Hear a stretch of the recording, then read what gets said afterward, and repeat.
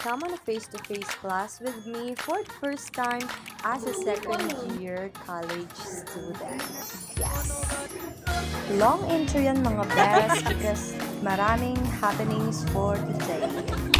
On the way ako dyan papunta sa school and walang jeep. So nag-angkas din lang ako kasi tumatawag na si Claire. Kasi nga daw, bakit wala pa ako? Mag-start na.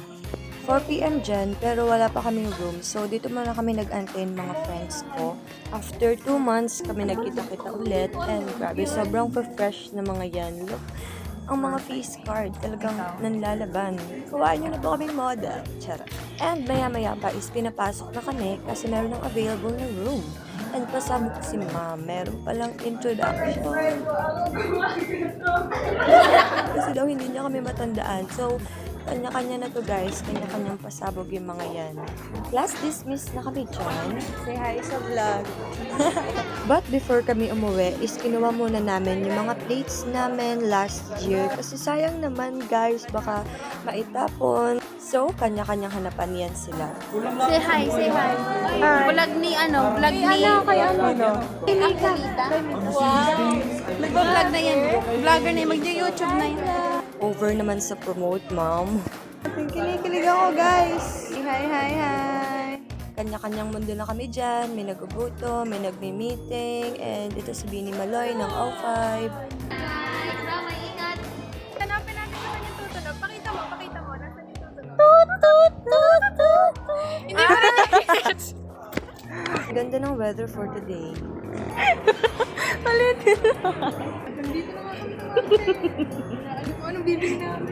Bibili kami ng sushi. Finally, ang cravings. And may nakita kami super cute na dog. Flexing my dinner. Guys, kakain ako sa plates. Nabili sila ng zago sa baba. Mukbang with me. Nauna na ako kumain kasi gutom na.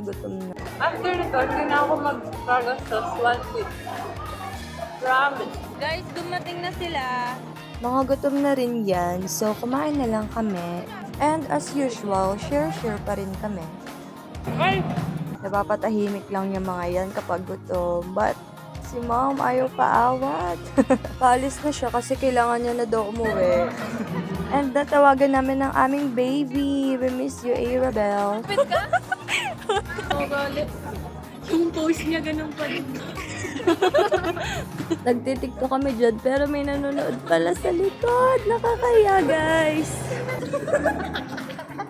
Finish na namin kasi sayang naman, di na lang kami babalik sa Walser. Ang dami nangyari sa araw na to. That's all for today. Bye!